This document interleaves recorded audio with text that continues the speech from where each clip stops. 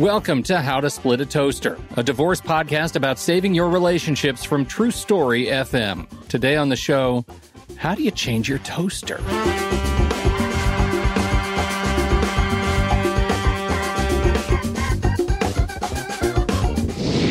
Welcome to the show, everybody. I'm Seth Nelson, and as always, I'm here with my good friend Pete Wright. Let's say you're in the divorce process. Maybe just getting started, maybe you're on the other side, but wherever you are, part of the process of healing involves looking inward and asking an important question. How do I make the changes I need to make to be the best I can be for myself and for others in the future? Kurt Nelson is a behavioral scientist and recognized leader in human motivation and behavior change.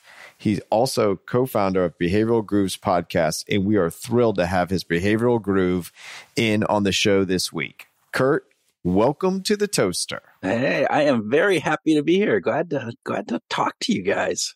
I'll be straight with you. I'm a little nervous that you're on the show. Oh, because you're not an attorney. I'm not. Right? I'm Does not. that make you really nervous? Seth? How's that feel? That's not the problem. Oh, okay. I mean, it's sort of the problem, but not the problem. The problem is he's a behavioral scientist, which just makes me like, it's almost like act normal. Yeah, exactly. Yeah. Right? Like, by acting normal, will you actually come across as normal? And send us some signals right there. See? Yeah, and now you're doing the reverse psychology on me. Yeah, I confuse myself. It's bad.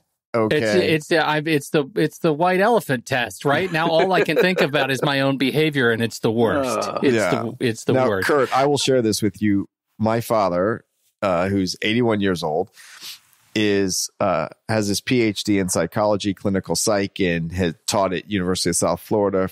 Graduate students, he traveled the world, done all this amazing stuff. Okay. My mother, who passed away last year, was an attorney. So this is what I grew up with. And this is how the dinner conversation went in high school and I was not a great student in high school. I kind of flourished late, but I came home with an A in intro to law and a B in intro to psych. Okay.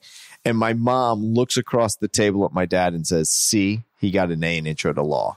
He's going to be a lawyer. And my dad goes, well, of course, it's easier. So that's kind of how I grew up. So I'm a little nervous about this conversation today. Yeah, Seth, they didn't tell you that this is really all about you, and this is all set up. That's amazing. I didn't know this was going to be an intervention, but I'm so thrilled to be here and witness it. That's funny because all throughout my day, when I talk to my fiance and I talk to my 18-year-old kid, I talk to everybody that allegedly works for me because we work together, but I have a lot of bosses. They only tell me it's not about me. So I'm good with this intervention. Bring it on. So to get us off of Seth, I am really interested in this conversation because I think so many of the conversations we have about the divorce process are about the practical places, the places where we need to rebuild ourselves and going through the grief process of divorce. But I'm interested in this angle about what happens at the intersection of our individual behavior, our ability to be fluid in difficult situations, and divorce. Like, I want to think that the divorce process might be an indicator that you might be ready for change. Like, you might be ready to change yourself. But I might be, I don't know, I guess I might be wrong. What does it look like there? No, I think, Pete, you bring up a really good point here. So one of the things that we always talk about change is at the same time, it is both super difficult. We all know that, right? Have you ever tried to go on a diet? Have you ever tried to do any type of thing where, gosh, I got to do this. It's hard. I fail at it over and over and over again. And yet at the same time, we are constantly changing. If you look back at yourself, who you were a year ago versus who you are now, even some of the behaviors that you're doing, particularly if you look over 5, 10 years, you have changed drastically in that period of time.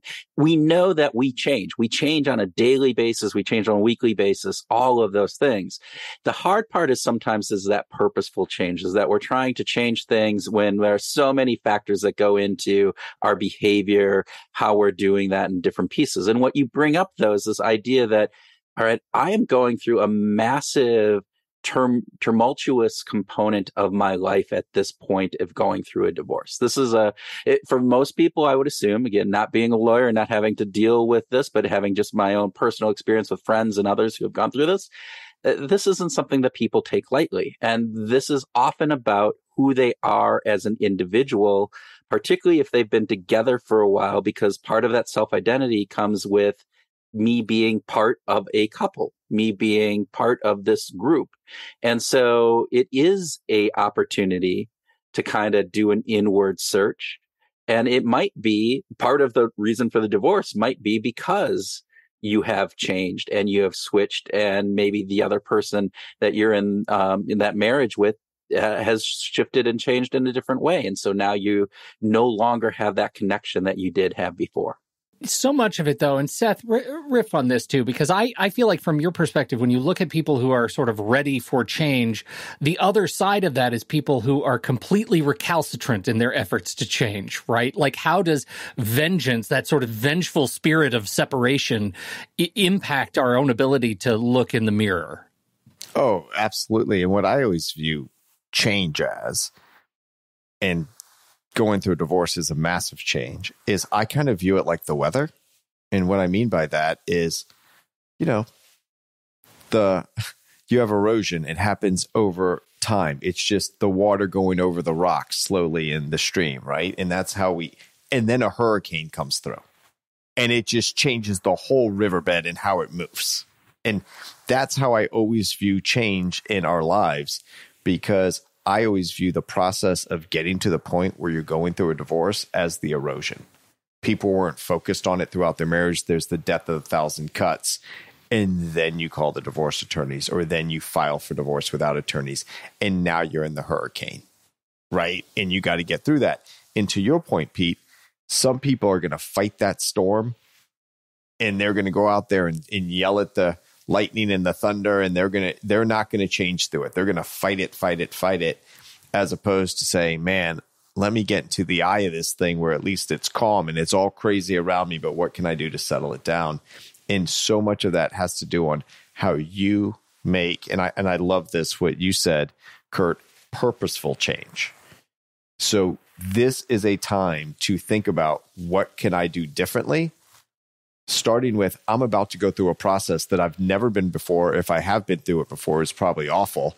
So what can I do to change my behaviors to at least get through this divorce process more smoothly and calmly, and less of the hurricane? I love the analogy of that hurricane kind of coming in and changing that river right away. And the process of getting up there is that slow erosion as you're moving forward. But Pete, you had talked about this idea, this element of vengeance. And there's, that one person may be pushing this and one person not. You might be at different pages in the book as you're going through this. And there's a lot of this that probably, and again, any individual is going to have their own personal history and the psychology around it. But some of that is probably around autonomy. Am I the one making this choice to have this happen? And if I'm not, then that is a very different change environment that I'm in versus that person who is driving that change. Or if you're both doing it, then it still could be difficult and tumultuous because all of the other factors that come into it. But that autonomy piece, that piece that I have agency over the direction that my life is going, is a key piece of purposeful change. So Seth, going back to the idea, if we feel like we're being battered around, if this isn't my choice, my initial reaction typically, and this is just in human nature, is I am going to push away from that, right? I am going to, it's that fight or flight piece. And most people in those situations, if there's not an easy flight, if they can't just get out of this, if there's something invested in it for them, they're going to fight. And that fighting, the thunderstorm, is just that. It's fighting a thunderstorm. And so how do you overcome, and it's a part of your brain that reacts in these things that we don't have much control over. So that purposeful change is hard because it's the amygdala, which is a ancient part of our brain that releases, a variety of different hormones and other things that kind of create this anxiousness, this fear, all of these other factors that come into play. And Kurt, I might be getting ahead of ourselves here. Assume that you're the one that doesn't want the divorce. Mm-hmm. So change is coming at you and you have no agency. Yeah. At what point, or is there a point to make a purposeful change to say, I don't want this, but I'm going to take this opportunity to make change in my own life? Like I had this path I was going on. I get that I'm no longer allowed to go down that path. And now I'm just going to refocus. Because that seems to be when people can get there, the divorce process goes more quickly, more smoothly, or post-divorce issues become less and less when they kind of get out of their own way of trying to keep going down this path that's no longer available. It comes into a big piece of having to let go. And that's difficult for people. And so from a behavior change perspective, if I don't feel like I have agency, that this isn't, I don't want this divorce, I don't like how it's going, and it's being, thrust upon me, you've gone through whatever the motions are that this is beyond repair, right? We're not going to get back together. We know this. And now I'm just fighting to fight. And there comes a time from a purposeful change that you have to assess is, what is the value of me acting in the way that I'm acting? And this is hard.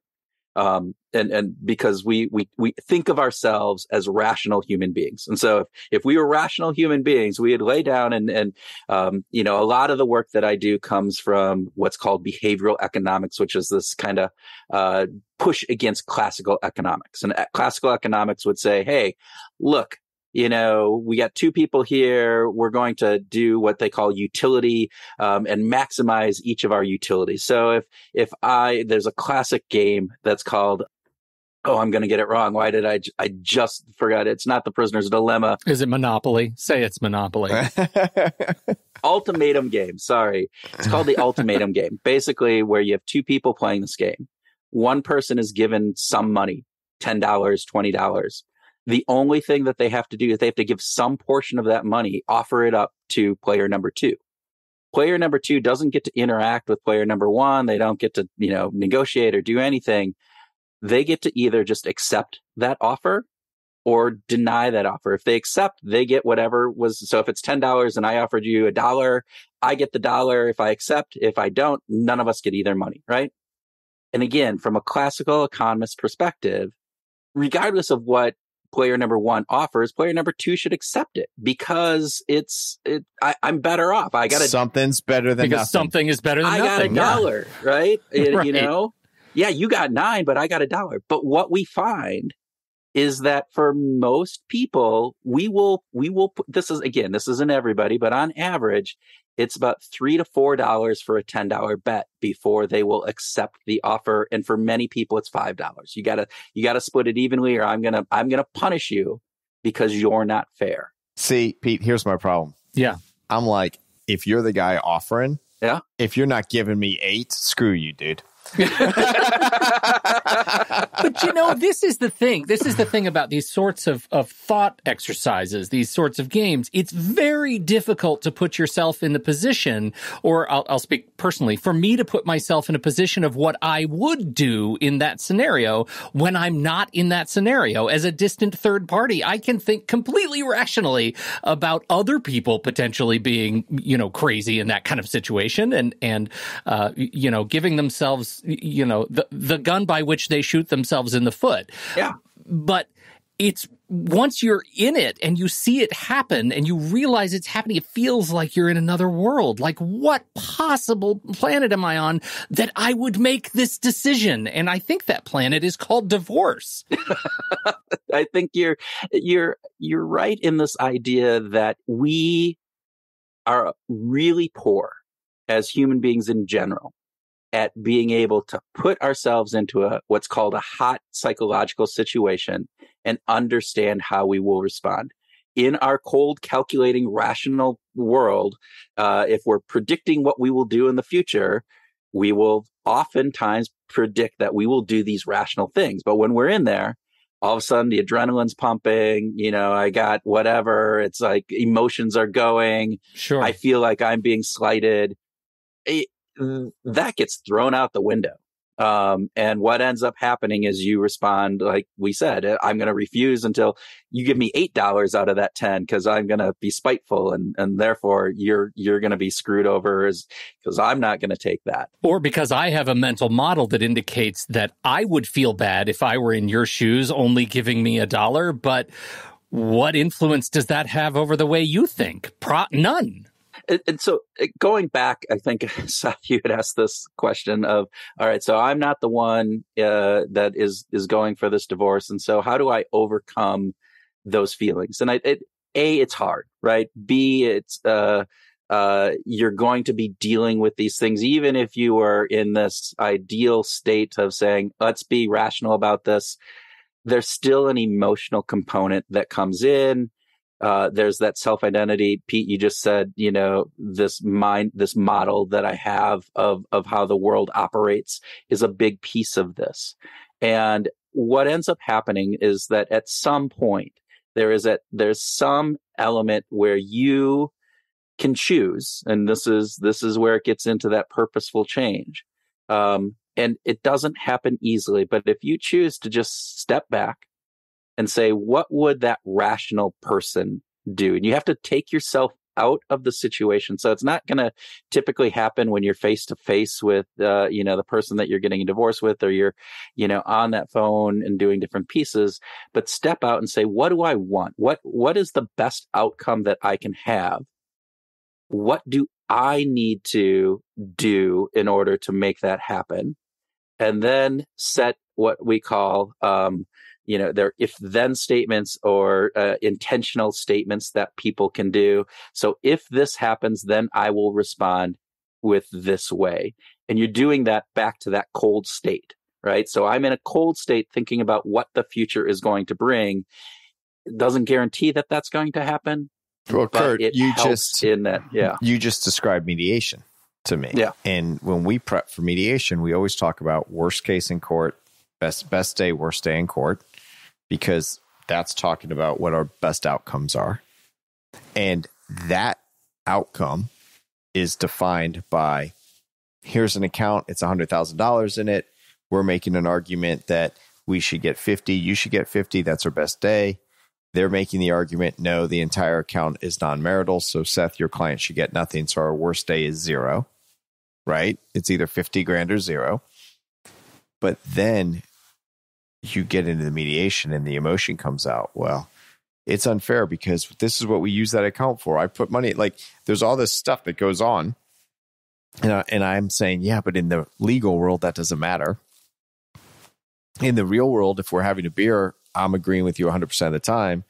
And everything you're telling me, I'm not telling you it's wrong or right. I'll agree with you in the real world, but it's really just your perceptions and how you view things. In the perceived world doesn't really matter in court other than what the judge perceives, right? Yeah. So that's really the legal world again. And so we kind of have these conversations, but we do talk about if we can do this, what about this? What about that? And at the end of the money side, no one agrees on every single item on what it's worth and who's going to get it because you're there for hours and hours already. So ultimately, you're just like, you keep this, you keep that. What's the bottom number to exchange? But in doing that process, I work hard with my clients to get away from the emotional aspects of it and focus on this is a business deal. Question related specifically to that. You just triggered something for me, Seth. Is there a difference in approach to someone's developing readiness for change when dealing with issues that are broadly emotional, financial, familial? So dealing with the kids, dealing with money, everything else. Like, do you need to approach those relationships differently in terms of behavior? Yes, you do. There's really interesting research. So think about this. Think about before you're going through this divorce proceeding and different pieces, right? And you go over to your in-laws for a really nice Thanksgiving dinner. Is there such a thing? All right. What are we doing right now? Imagine a like, wonderful are there like cotton candy clouds too, Kurt? You're still in your honeymoon, whatever it would be, right? You're going over for this wonderful thing. It's okay to bring a bottle of wine, being, the son-in-law or the daughter-in-law and offering that and thanking them. But if I was to go and say, oh, this was a great meal, here's $50. Thank you for that. What you've done is you've changed this from what was considered a social interaction into a financial interaction. And that is, you get very different dynamics in how that works. I can't believe how weird you just made it. I've never once considered bringing cash to a family dinner. No, nobody does, right? I mean, so weird. We wouldn't ever do that. Next dinner I go to, that's what I'm doing. Make it rain, Seth Nelson. This was only worth 20. Oh, this was a good meal. This is a $50 When meal. my brother shows up with that shit bottle of wine, I'm going to say I would have preferred $20. There you go. But going back to this idea that you talked, that there's that financial part, right? And in those financial pieces, that gets to be more calculative. That gets to be like, how much did you put in? How much did I put in? And you can argue back and forth, and people can be, it gets emotional because we tend to look at finances from what it will do for us. And it goes back to that ultimatum game. Is it fair or not fair? But ultimately, that's much more of a negotiating element that you should be able to, from a behavioral perspective, work through. When you get into that, the social piece of this, and this gets, as part of the divorce, obviously with kids and, other family kind of elements, that's a whole different world. And you can't, it's not like you're going to be saying, yeah, I'll take, I'll exchange $50 for that day with my kid. Right. Right. Because that just doesn't fit with how we respond as a human. So, because you can't buy time and you shouldn't buy your children. Yeah. So it's like you said, it's that idea of going to your in-laws and, paying in cash as opposed to some other, way of showing your gratitude for that. It doesn't even kind of allow us to really think about that. We're not built that way. And yet I think sometimes, and you guys have the expertise in this, but if it starts getting down to those types of things, it's just really hard for us to wrap our minds and our hearts and how we feel around it, because it just is not natural for us. So, well, that's one of the problems with Florida family law is the child support guidelines based upon the number of overnights that you have with your children. So you are buying time.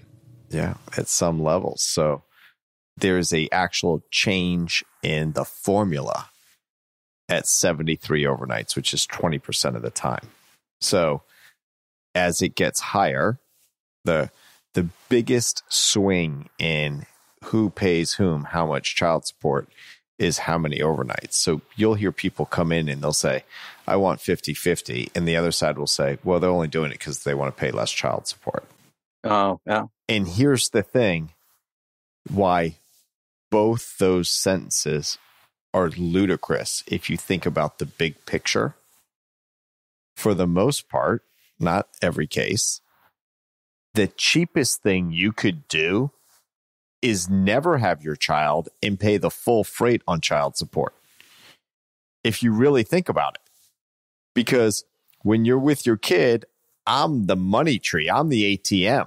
Yeah. Right? And I'm not talking about spoiling my kid. I'm just talking about the groceries and shoes and school clothes and getting them to and from school and the gas prices. And you start adding up what you actually spend. The cheapest thing you could do to raise your child is never see them under Florida family law and just pay the child support. Way to go, Florida family law. Hey, no notes. You're doing great. It ends with duh for a reason.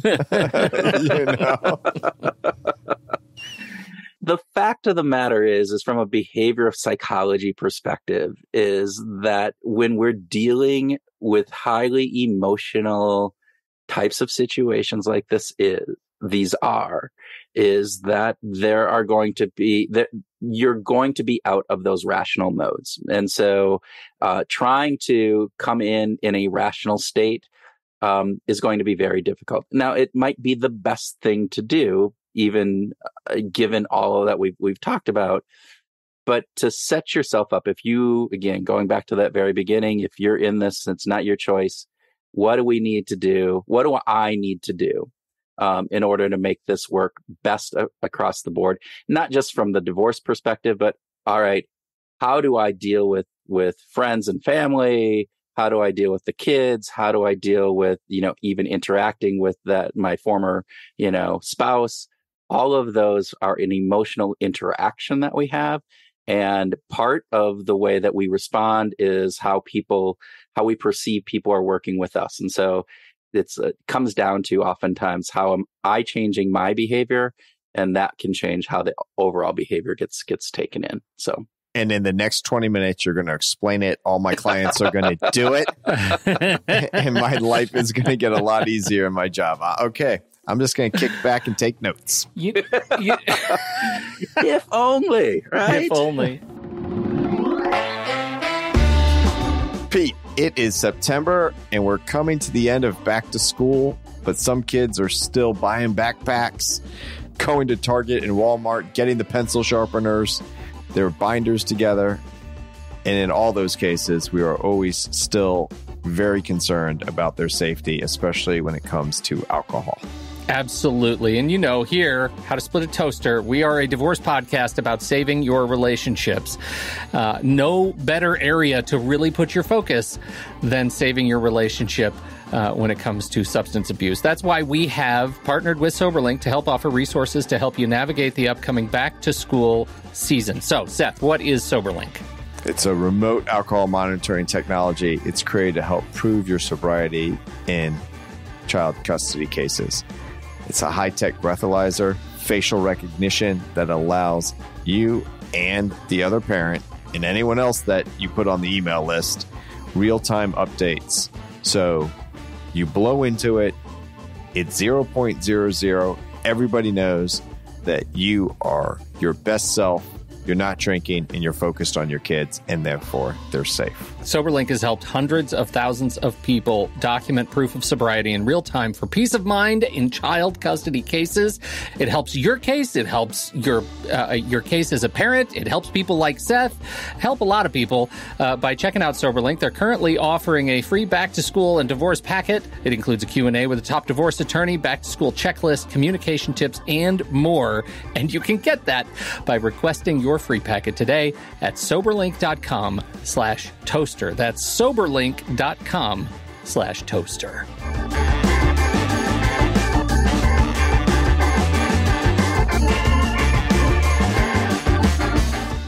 I had a conversation with a friend over the weekend who is about to go to trial. He's been waiting for 8 months. And he's about to go to trial in a contentious divorce.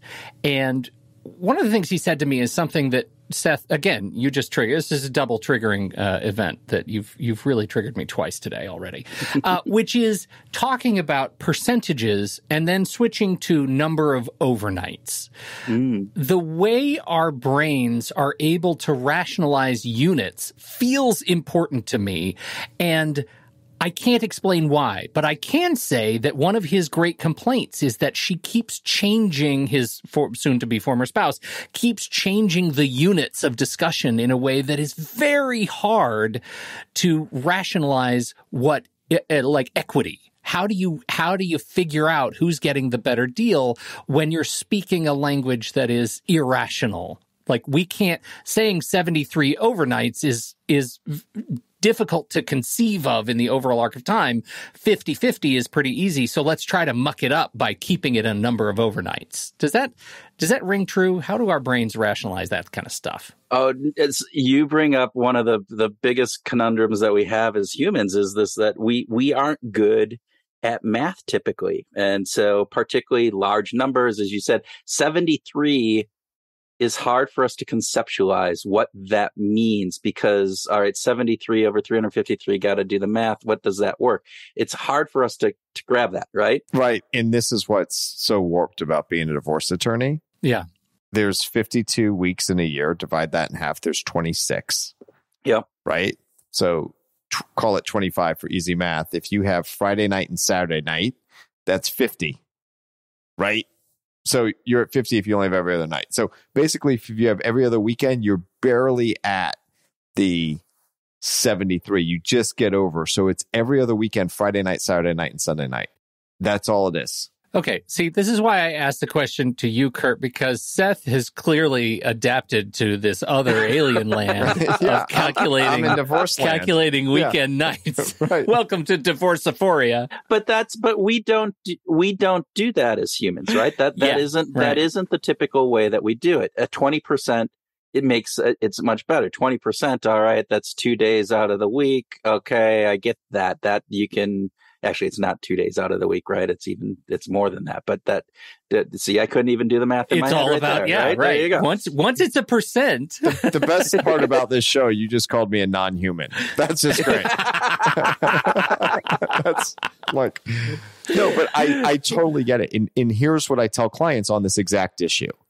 I said, never once have you thought about spending time with your kids in a matter of percentages. No. Never once have you thought about dividing up your assets in a matter of percentages, whether you have kids or not. That's not how we think as humans. That's not how you think of when you're married and when you're raising your kids. You've divided up responsibilities. You handled your money differently. You've done this, you've done that. And we use the terms such as like my kids, not meaning ownership, not like they're not her kids as well, or my account. Well, it's your account, but you've had that account with your spouse for forever, right? And like people get all confused on how things are titled, but that's just not how we think. And then the great state of Florida and a lot of other states say, oh, well, now we need a parenting plan. And here's a graph and put in boxes on a calendar on who has what, when. And so immediately we put them in an adversarial system, which is a lot of issues I have with divorce law. And then we put them into boxing them in literally into a graph to figure out when they see time with their kids. And it's totally foreign. And there's some basic things people understand, like, well, we'll get every other weekend. And then they start arguing over Monday, Tuesday, Wednesday, Thursday overnights. And you get into that we started this whole thing with behavior change and the idea of going from what was the way that we parented to a new paradigm around that parenting. And again, we talked about earlier, humans are not good at predicting how we will respond in the future. And so we make up kind of scenarios about what that life will be like if it's every other weekend and Tuesdays and Thursdays on whatever weekends it is and 3 weeks in the summer, however that would be. Every full moon. Yeah, we envision what that will be like. And for the most part, I would guess that when that reality hits, it is nothing like what we had predicted. And that's not saying it's going to be worse or better, but it will be different than what we had anticipated. So the planning stage of this is always difficult. One of the things, like we know this from aging studies and other things, like people saying, how are you going to be in 5 years, 10 years? And they go, oh, this will be this or whatever it will be. And the best predictor of being able to actually predict how I will feel in 5 years is to go talk to somebody who's at that stage of life and was where I was 5 years ago and ask them how they feel and what it's like. So again, from a divorce perspective, if you're, working with your clients, one of the things I might suggest is to say, go talk to somebody who has gone through this very thing and figure and ask them how this is and what's good and what's bad and where they are. And that might help them in being able to at least ground themselves a little bit in what to expect. And then it may be better than what they had envisioned in the first place. So, right. And part of it, when I have a client who is struggling with moving forward in the process, even if the process is, do I get divorced or not? Or they're getting divorced, but they just aren't engaged in the process, have no agency. My question to them always is, do you want to feel the way you feel now 2 years from now? The answer is always no. No. They've never said, love it. This is great. I wish we could stay in this state forever. Right. So they say no. And I say, well, then something's got to change. So when do you want to start making that change? No. And then we start trying to have purposeful change. Let's just take it one step at a time. I need you to get me your bank statements. Right. Like, let's start moving, because some of their stuff, they just get frozen and they just don't want to deal with it, and they can't deal with it. It's overwhelming. Which I think gets to sort of it's possibly a leading question, which is like, how do we best prepare ourselves? If somebody's listening to this and they recognize they're someplace in the divorce process, they recognize they're having challenges with it, they know that what they're yet to confront is going to be hard. How do you best prepare your brain, your behavior for this, what is demanding you to be more elastic over time, more flexible, more fluid over time when you're in a place of chaos? The piece that I think, Seth, you brought up that I would 100% kind of say, yes, this is what to do is... Pete hates that. I'm sorry, really... but it's to start the movement, right?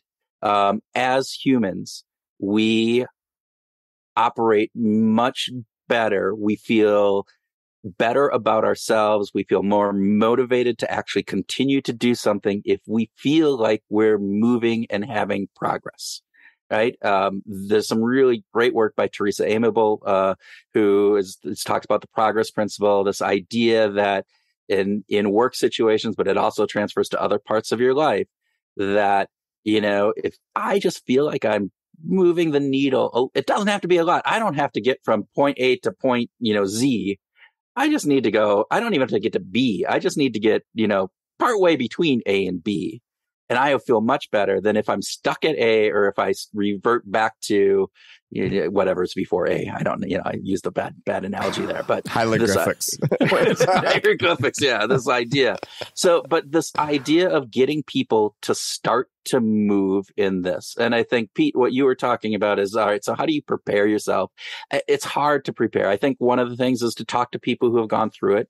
So if you guys are in kind of, you're part counselor. So Seth, you said your dad was, a psychologist and your mom was a lawyer. Well, you're kind of both, right? I take with pride that I'm an attorney and counselor at law, which isn't something you really see on signage anymore. Yeah. Right. Yeah. But that's absolutely what I do. But I think, to your point on this, getting the ball rolling, right? Moving forward and having progress. Where I sometimes see that stop is the fear of the unknown. People are terrified of a trial. Mm-hmm. They're just terrified of it. And then people that have gone through it, they're like, I'll do that again. Right? Like, yeah, it's the trial was the easy part. Yeah, because of the trial. Anybody ever said that? Yeah, exactly. Well, it actually trial has set it. It's a process, right? It's a process, but really at trial, the most frustrating thing for the client is they don't get to say anything. Yeah. Unless they're on the stand. And then they're just being asked questions. So it's this whole just fear of the unknown. I don't want to go try. I don't want to go try. There's so much conflict in trial. I said, any conflict in trial is going to be between me and opposing counsel through the judge, who hopefully has control of the courtroom. Some judges don't. So, but that fear of the unknown, I see it like, people just tense up, right? Yeah. Well, and I think there's both the fear of the unknown and the grief of loss. Like we've talked about grief on the show before, and grief is a stagnating state. So, as you're managing both of those places, and yet still figuring out what is the next step after A, just figure out what the step is. It sounds like that's, how you get over some of those things can be really hard. grief, that unknown part. I'm sorry, let's start with the unknown part. The unknown part is very true.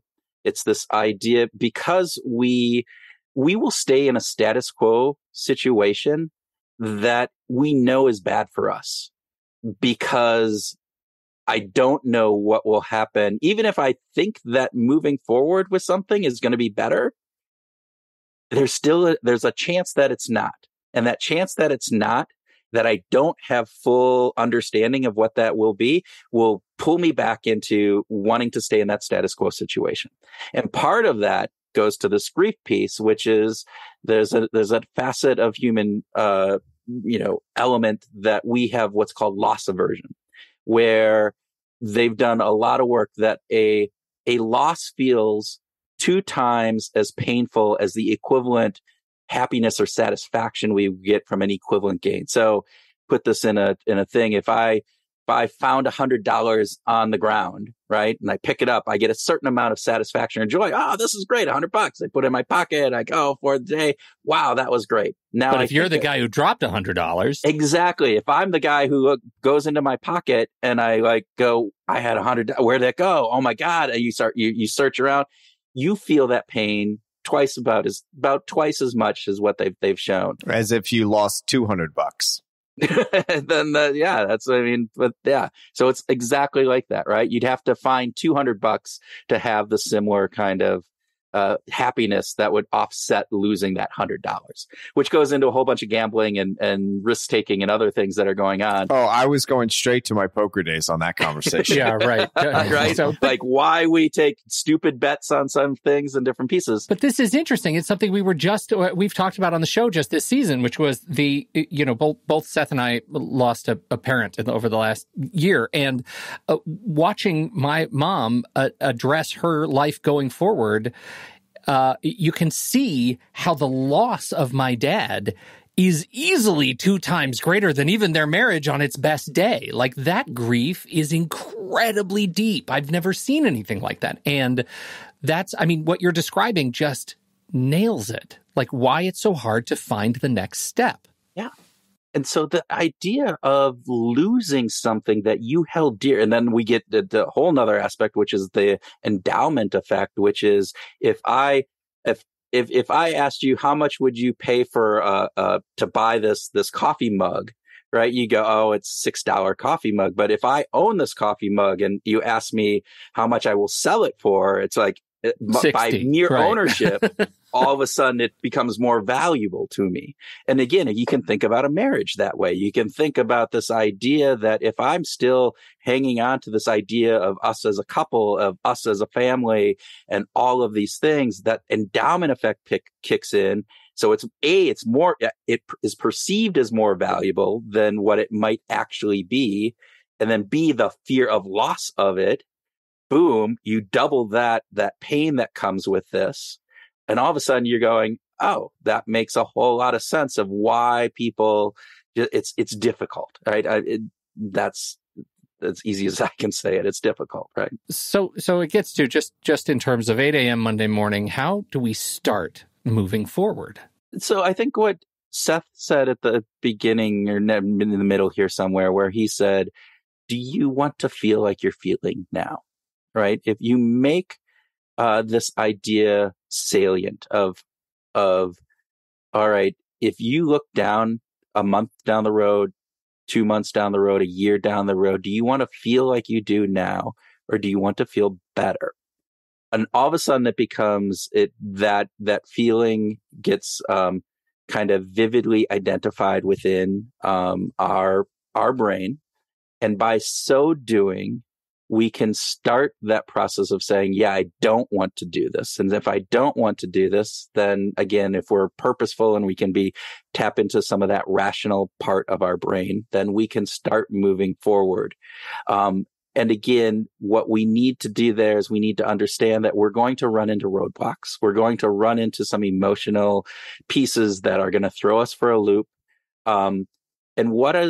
So build up those if-then statements from an emotional perspective, not necessarily just in the trial component that you talked about, but if, my spouse says X, I would normally respond with Y, but I need to do, Z instead. So kind of work through what some of those are. The other piece is that we often have blind spots into our own, understanding of different pieces.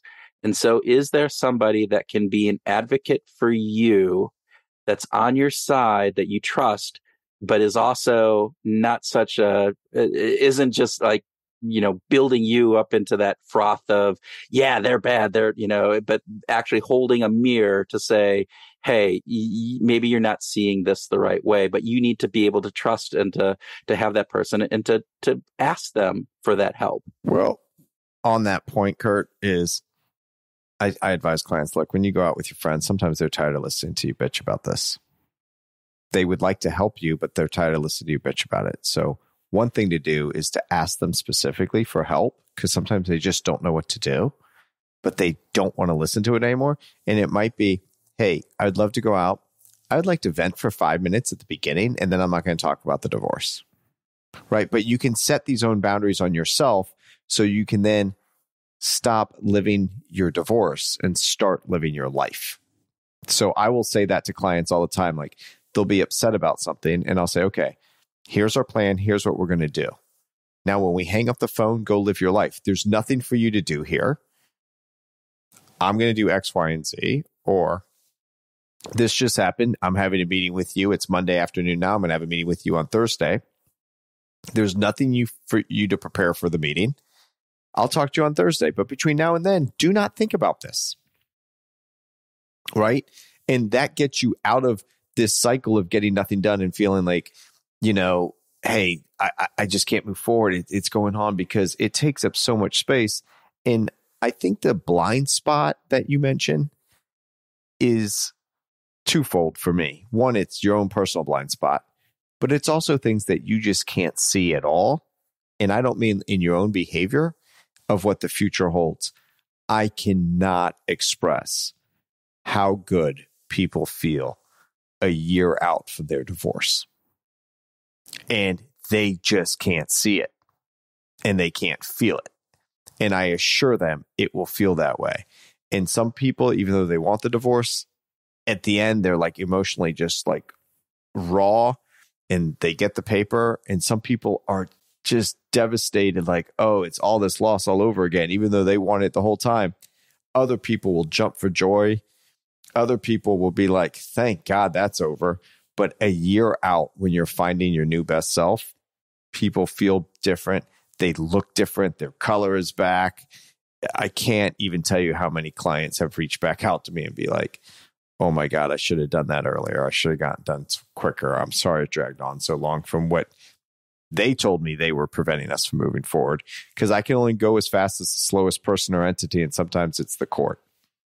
Don't let it be you.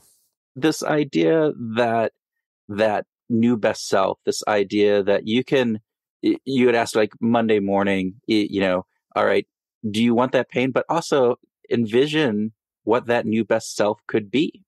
And in reality, will probably never be that vision of what we have, but we will be a new best self that will feel, as you said, 100% better than what I felt like going through this process. Because going through the process, it's the unknown, it's the grief of loss, it's all this. And at a certain point, you talked about your parents and their grieving, Pete, right? Your mom will eventually, it will always be bad, but it will get better over time. And that loss will sting, but it won't sting as hard. And at some point there will be, other things that go on, that will bring joy and bring, happiness and fulfillment. And that's the same thing as a divorce. You're going through a loss. You're going through something that you had invested in. And you know what? Okay, now it's time to move on. Now it's there. I will go back, that idea of going out with your friends and not having that person who always talks about, their divorce. I think that is very true.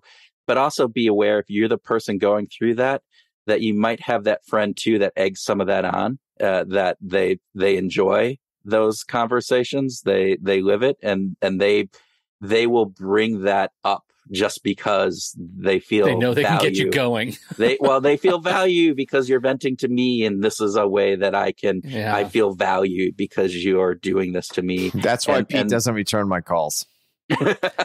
We have to have gated emotional space. Gated emotional space here. Only over the Zoom Safe call as we're doing this. The Zoom will end automatically for a reason. Yeah. Hey, this has been terrific. You got me thinking about a quote that has oft been spun around, and it's usually related to technology. I think Arthur C. Clarke started it, and Bill Gates riffed on it. Somewhere in the 60s, a guy, J.C.R. Licklider, said people often overestimate what can be done in 1 year and underestimate what can be done in 5 or 10. And I think that applies equally in technology as it does to emotion and grief, and I would largely say probably divorce too, and certainly in our efforts to change. So this has been really fantastic. Tell us a little bit about your podcast, what you're doing. Where would you like to send people to learn more about your work?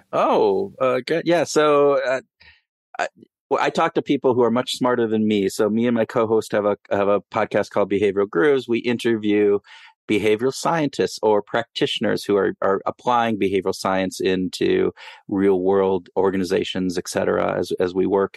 And we basically are just exploring, why do we do what we do? Why do we say we want to exercise and then we don't go do it? And what are some of the tactics and hints that we can go and do in order to make that happen? Or why does my crazy uncle believe in conspiracy theories? And how do I then communicate with them so I don't strangle them in different pieces? So those are the things that we do. Was Seth recently on the show? Is that what I was like, first off, why do I not exercise? Because I'm lazy. I answered that question. Right. It's not a checklist. Right.